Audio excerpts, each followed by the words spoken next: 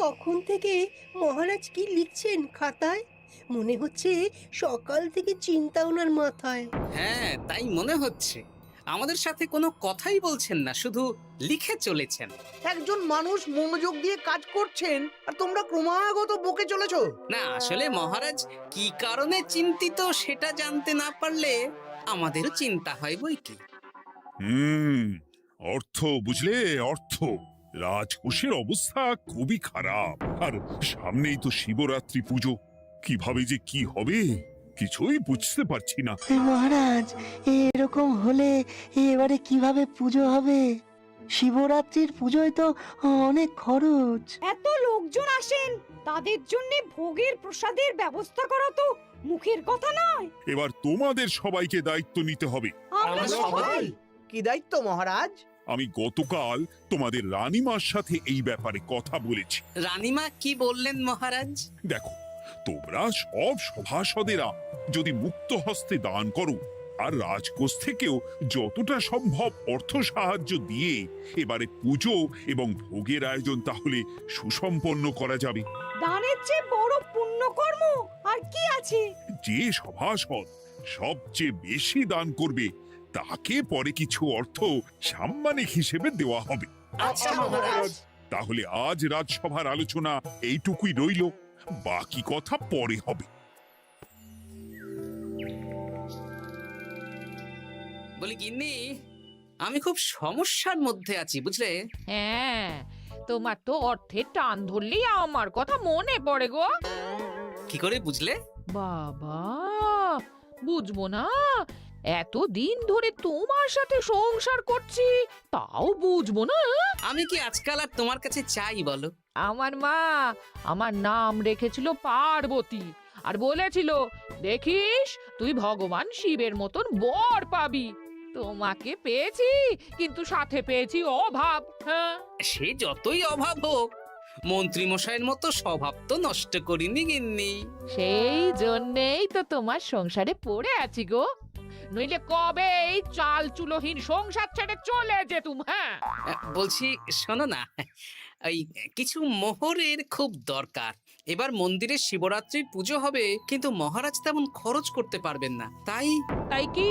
তাই আমাদের সব সভাসদদের বলেছেন দান করবার জন্য। এই দেখো, আমার যা গয়নাগাটি ছিল সবই তো বন্ধক রাখা আছে, নইলে বলতাম। আরে বাবা, সে তো জানি, কিন্তু আর কোনো উপায় নেই।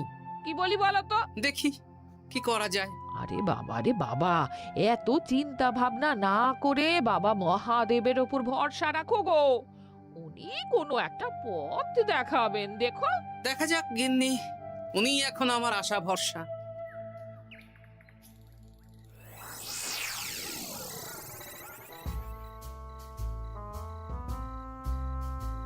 আরে মন্ত্রী মশাই, আপনি তখন থেকে শুধু এদিক ওদিক করছেন কেন বলুন তো? তা কি করব? না, আমরা তো বুঝতে পারছি না আপনার কি হলো। জীবনে অনেক অপমানিত হয়েছি, অনেক মার খেয়েছি, এবার সম্মান চাই। আর কেউ সম্মান না করলেও আমরা কিন্তু আপনাকে বেশ সম্মান করি মন্ত্রী মশাই। তোদের সম্মান আর মহারাজের সম্মানের মধ্যে অনেক পার্থক্য আছে। না, ওই ছোট মুখে বড় কথা বলছি মন্ত্রী মশাই, ক্ষমা করবেন। হ্যাঁ, মহারাজ আপনাকে কেন সম্মান করবেন? সামনে শিবরাত্রি, প্রত্যেক বছরের মতন এবছরেও গ্রামের মন্দিরে রাজবাড়ির তত্ত্বাবধানে পুজো হবে, আর সেই পুজোয় আমাকে দান করতে হবে। তা করুন, আপনার কি অর্থের অভাব নাকি? আরে বাবা, সব অর্থ দিয়েই তো তোদের গিন্নিমার গয়না বানিয়ে দিয়েছি, আমার হাতে আর আছে কই? ও, এই সামান্য ব্যাপার। আপনি মাছের তেলে মাছ ভাজুন। হ্যাঁ, আমিও তো তাই বলতে চাইছি। খোলসা করে বলতো তুই কি বলতে চাইছিস? মানে আমি বলতে চাইছি, আপনি আমাদের দায়িত্ব দিন, আমরা রাজ্যবাসীদের থেকে চাঁদা তুলবো, ভিক্ষে করব।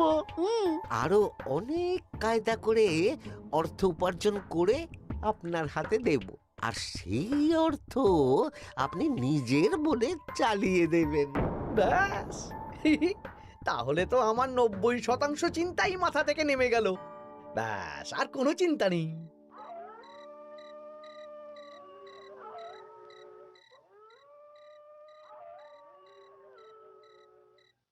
কি গো, এত রাত হয়ে গেল, এখনো ঘুমোচ্ছ না কেন বলো তো? হ্যাঁ, খুব চিন্তা হচ্ছে গো গিন্নি। এখনো বুঝে উঠতে পারিনি যে কি করে দান করব। শুধু অর্থদানই কি দান নাকি গো? শিব ঠাকুর তো আমাদের প্রত্যেকের মধ্যেই রয়েছেন গো। হ্যাঁ, তা তো তিনি আছেন। তুমি বরং ভক্তদের সহযোগিতা করো। পুজোর দিন ভক্তরা দূর থেকে যাতে মন্দিরে আসতে পারে সেই ব্যবস্থা করো। মন্দির প্রাঙ্গণ পরিষ্কার পরিচ্ছন্ন রাখো। হ্যাঁ, ঠিক বলেছো গিন্নি, এটা তুমি ঠিক বলেছো।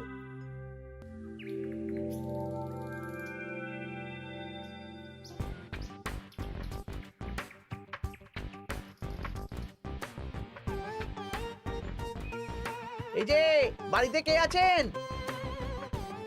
মন্ত্রী মশাই বলুন।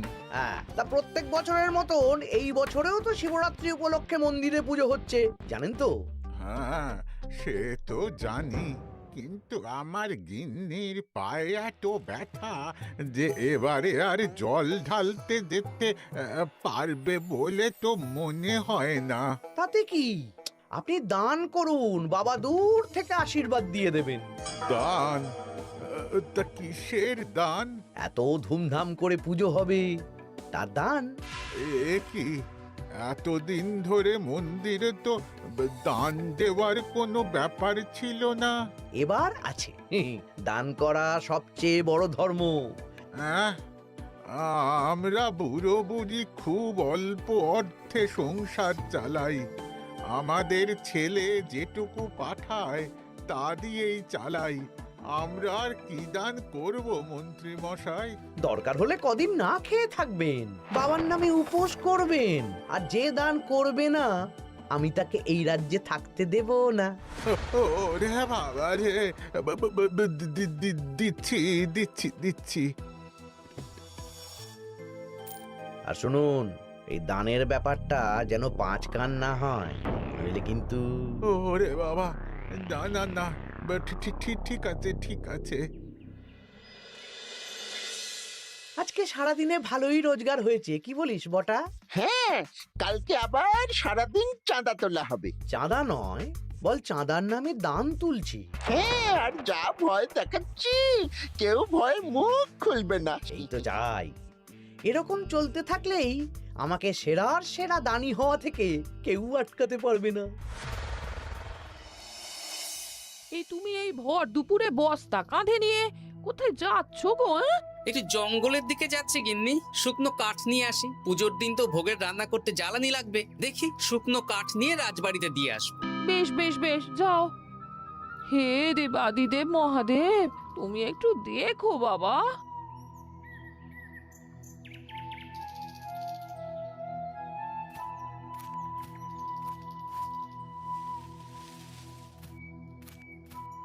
আরে আরে, নগেন খুঁড়ো না, এই সময় কাঠ কুড়োচ্ছ কেন?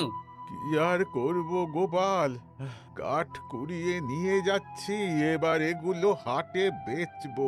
সে কি গো, তোমার ছেলে তো শহরে চাকরি করে বলেছিলে, এ মাসে সে অর্থ পাঠায়নি? সে তো পাঠিয়েছিল বাবা, কিন্তু আর ভাগ্যের পরিহাস, কি বলবো বলো। কি হয়েছে, কোনো সমস্যা নাকি? না না না, সমস্যার কথা জানানো যাবে না, জানালেই আমাদের বিপদ। আরে কি হলো, চুপ কেন? কি গো খুড়ো, কিছু বলো।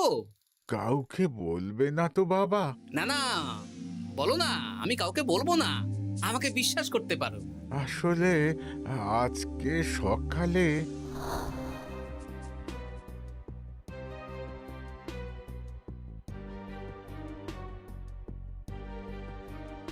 হ্যাঁ, মন্ত্রী মশাই? হ্যাঁ, শুধু আমাদের বাড়ি থেকে না, গ্রামের সব বাড়ি থেকে তুলেছে। ঠিক আছে খুড়ো, তুমি নিশ্চিন্তে থাকো। আর আমার চিন্তার শেষ নেই। আমার গিন্নির কদিন ধরে এত পায়ে ব্যথা যে এবারে অতটা হেঁটে মন্দিরে বাবার মাথায় দুধ ঢালতে যেতে পারবে না। ঠিক আছে, তুমি একদম চিন্তা করো না, আমি দেখছি কি করা যায়।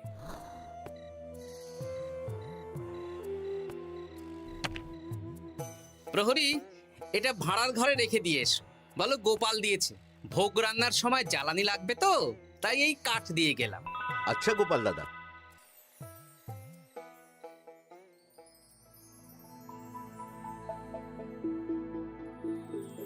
তারপর সবাই কিছু অর্থের যোগান করতে পারলে মহারাজ, আমি 5 মোহর অর্থ সাহায্য করতে চাই। আমিও 5 মোহর মহারাজ। বেশ। গোপাল, মহারাজ, এখন আমার হাত একদম খালি, তাই আমি অন্যভাবে সহযোগিতা করার চেষ্টা করছি। কিরকম? এই তো গতকাল আমি 1 বস্তা কাঠ দিয়ে গিয়েছি, আজকে আরো দেব। তারপর আগামীকাল মন্দির চত্বর পরিষ্কার করব, আগাছা পরিষ্কার করব, পুজোর দিন ভিড় সামলাবো, যারা দূর থেকে আসবে তাদের একটা গরুর গাড়ি করে নিয়ে আসবো। আচ্ছা, বেশ বেশ, কর। মন্ত্রী, মহারাজ, এই নিন।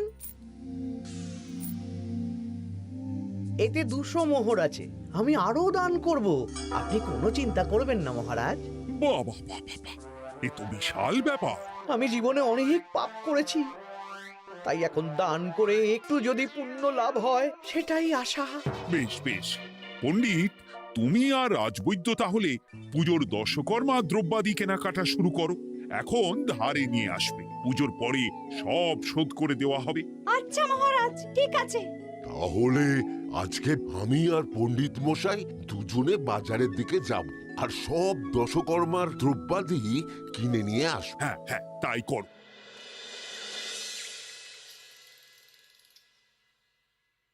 এই ঘটা পুঁটির বাবা একটা কানা করিও চাঁদা দেয়নি। হ্যাঁ, আমার মাথায় একটা বুদ্ধি আছে। কি বুদ্ধি? দেখ, ওদের বাড়ির বাইরে একটা শাড়ি ঝুলছে। শাড়িটা দেখে খুব একটা ওই পুরানো মনে হচ্ছে না। ওটা হাত সাফাই করে বাজারে বেচে যা অর্থ পাবো সেটাই মন্ত্রী মশাইকে দেব, তাই তো? একদম তাই।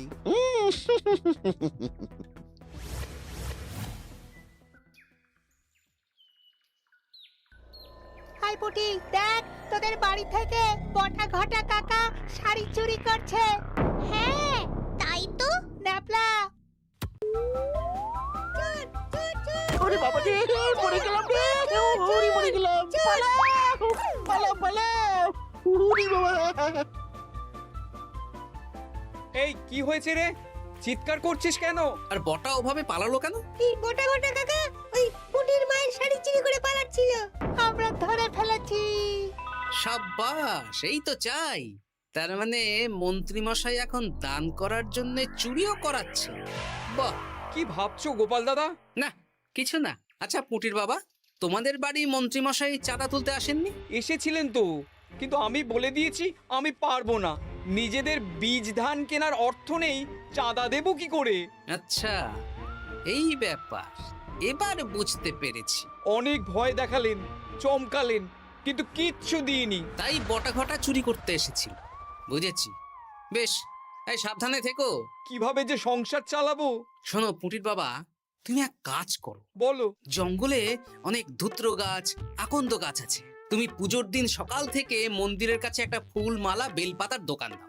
এটা ভালো বুদ্ধি দিয়েছো। আমি তো এখন মন্দির প্রাঙ্গণ সাফ সাফাই করতে যাচ্ছি, আমি বরং কাজের ফাঁকে তোমার জন্য একটা ছাউনি দিয়ে মন্দিরের কাছে দোকান বানিয়ে দেব। তাহলে তো খুবই ভালো হয়। এই পুটি, তোরাও আমার সাথে চল, হাতে হাতে সাহায্য করবি। চল চল চল। চলো গোপাল দাদু।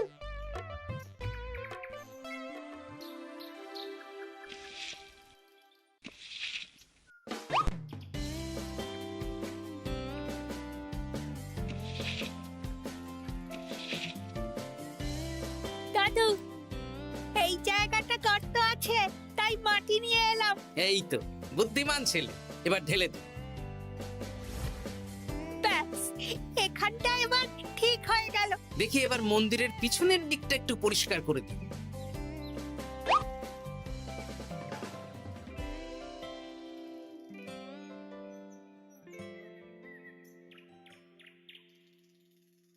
জয় মহাদেব।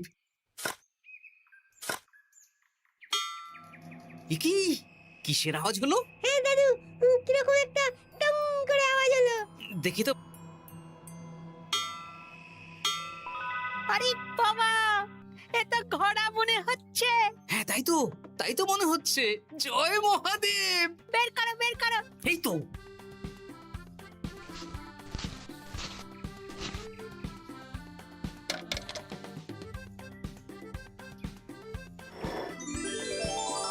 ও দাদু, এ তো সোনার মোহর। জয় মহাদেব, তুমি সত্যি আছো প্রভু, তুমি সত্যি আছো। কি দাদু, তুমি কাঁদছো কেন? সবই মহাদেবের কৃপা। মহারাজ বলেছিলেন দান করতে, মহাদেব নিজেই নিজের পুজোর ব্যবস্থা করে নিলেন রে। হ্যাঁ, তাই তো দেখছি দাদু। তবে শোন, এই কথাটা কাউকে বলিস না। আচ্ছা গোপাল দাদু, আমরা কাউকে বলবো না। হ্যাঁ।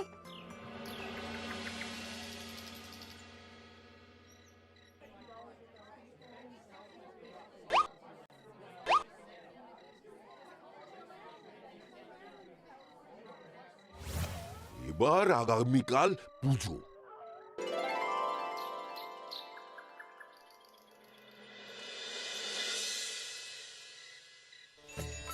জয় শিব শম্ভু, হর হর মহাদেব।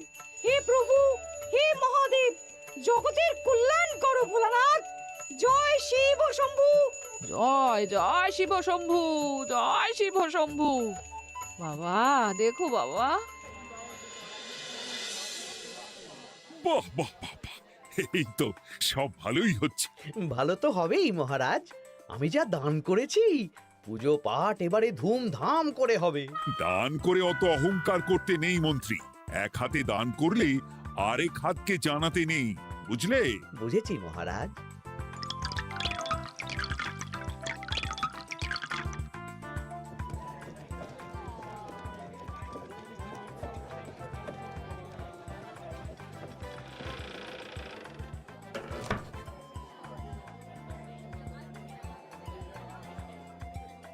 আসুন খুড়িমা, আপনি আসুন।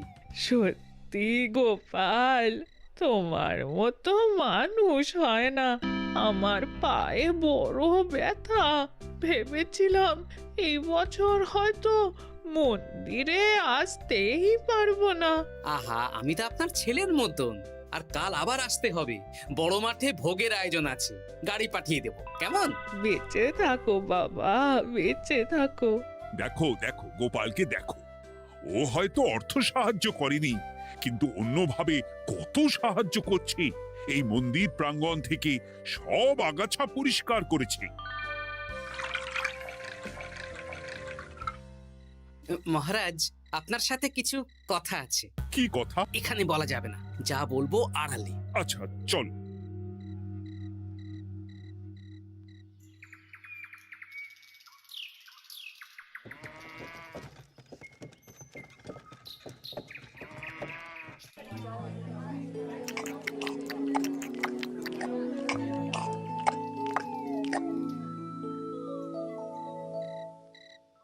আজ সান্ধ্য সভায় সবাইকে আমি ডাকলাম, তার একটাই কারণ। কি কারণ মহারাজ? কি বলবেন আজ? গতকাল শিবরাত্রির পুজো আর আজ বেলার পুজোর ভোগ গ্রহণ পর্ব বেশ ভালোভাবেই সুসম্পন্ন হলো। এতে আমি খুব খুশি ও শান্তি পেয়েছি। তাই মহারাজ আমাকে সম্মান প্রদান করবেন, তাই তো? আমার মনে হয় আমি সবচেয়ে বেশি দান করেছি। না, তুমি তো কোনো নিঃস্বার্থ দানই করনি। মানে আমি যে কত মোহর দিলাম। ওগুলো তো লোকজনকে ভয় দেখিয়ে দানের নামে চাঁদা তুলে দিয়েছো। সেরেছে, সব জেনে গেছেন। হ্যাঁ, সেই জন্য সম্মান নয়, তোমাকে শাস্তি দেওয়া হবে। ওরে বাবা রে, ভুল হয়ে গেছে, ভুল হয়ে গেছে। ক্ষমা করুন মহারাজ, ক্ষমা করুন। এসব ক্ষমার অযোগ্য ভুল। যাই হোক, মহাদেবের কৃপায় মহাদেবের পুজো হয়েছে। তুমি যে অর্থ লোকজনের কাছ থেকে তুলেছিলে সেটা লোকজনের মধ্যেই বিলিয়ে দেওয়া হবে। তাহলে পুজোয় যা খরচ হলো তার বকেয়া কিভাবে মেটাবেন? সেটার ব্যবস্থা তো স্বয়ং মহাদেব করেছেন মন্ত্রী মশাই। হ্যাঁ, মহাদেব কিভাবে? আমি একদিন বিকেল বেলা